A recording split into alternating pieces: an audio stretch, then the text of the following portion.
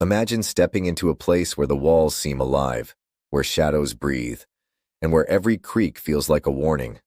That's where our story begins, deep inside a crumbling, abandoned building, far from anyone who could hear their screams.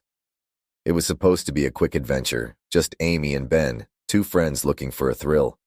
The old textile mill at the edge of town had been closed for decades, whispered about in hushed tones. They laughed off the ghost stories and dared each other to explore. But the moment they stepped inside, the air changed. At first, it was subtle. The door creaked shut behind them, a bit too forcefully for an empty building. Amy joked nervously, "Guess it's the wind." Ben chuckled, but his eyes darted toward the shadows. As they wandered deeper, the feeling grew. It wasn't just the darkness. It was as if the building itself was watching. The cold seemed to wrap around them, tighter with every step. And then, they saw it. A shadow moved where no shadow should. "Did you see that?" Amy whispered. Ben nodded, swallowing hard. They turned to leave, but the hallway behind them was gone. What should have been a clear path was now a wall. "Okay, very funny," Ben muttered, hoping this was some elaborate prank. But Amy wasn't laughing. The room began to shift.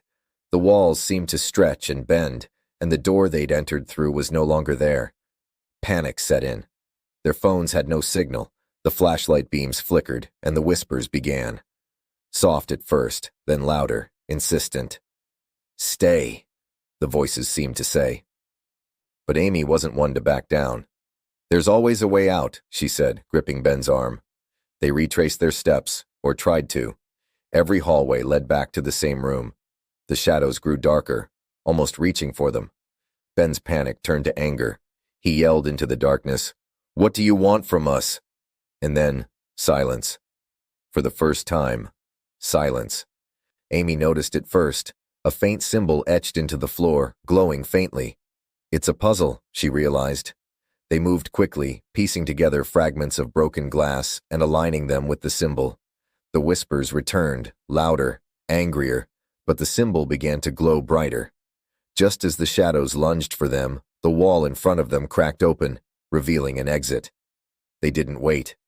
Grabbing each other's hands, they ran. Outside, the night felt alive again. Crickets chirping, the wind brushing past their faces. They turned back, expecting to see the mill looming behind them, but it was gone. Nothing but an empty field remained.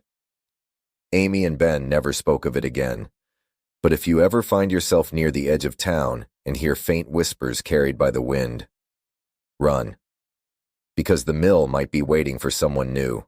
So, what would you do if you felt the walls closing in and knew something was watching? Leave your answer in the comments, if you dare. Did this story send shivers down your spine? Hit the like button if you love a good scare, and don't forget to subscribe for more bone-chilling campfire stories. Share your thoughts in the comments below. Have you ever felt like you were being watched? Until next time, stay out of the shadows.